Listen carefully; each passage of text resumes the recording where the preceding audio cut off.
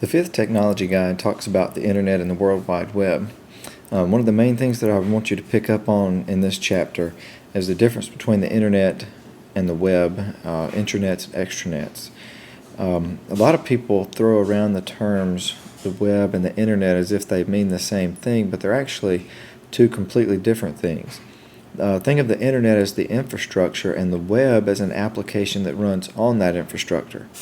The World Wide Web is an application that uses the internet, just like email, chat, instant messaging, your VPNs.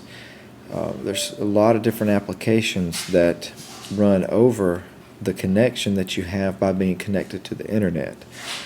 So just kind of pay attention to that. There's a picture down here in the slides, the image of the internet in the U.S. Of course, this is outdated by now, but it just kind of gives you an idea of where some of the routers are, and you can actually do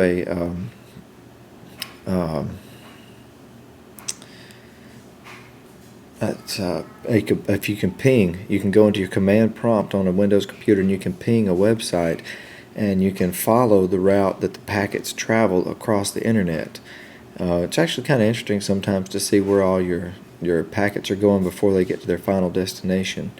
But that kind of gives you an understanding of the difference in the internet and the web.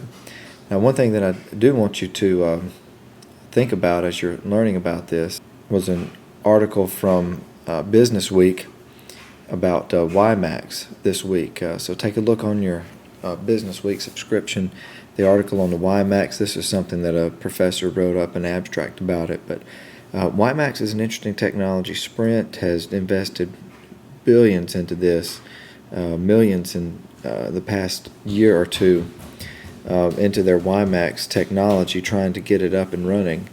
And if it was successful, what WiMAX does is it gives you a wireless internet connection over a range of about, some say up to, I believe, 70 kilometers, but as a radius. But then others said that in reality that it would be only about 30 to 40 kilometers.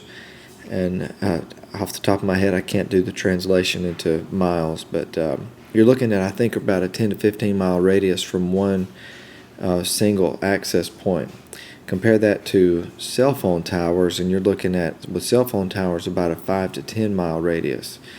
So WiMAX would be a lot bigger spectrum, and I'm sure it's probably even bigger than 15 miles. That's just for some reason the number that's in my head right now. But that's the difference in WiMAX and your other air card connections and things like that you can get from AT&T and Verizon. So take a look at that, do some Google searches on the WiMAX, and then consider the point of all that I'm getting to is I want you to think about what some options are if you're connected to the internet everywhere that you go.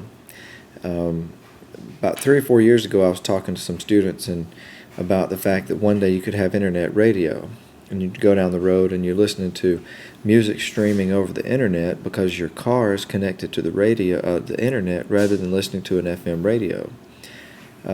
That's not that far-fetched. If you have an iPhone, you can download Pandora, and you're paying for unlimited data connection, and you can log into Pandora and listen to the radio while you're driving down the road over the internet.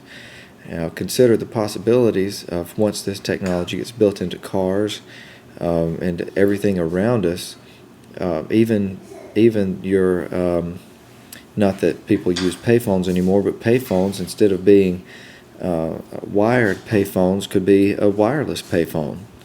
So then your locations are almost limitless.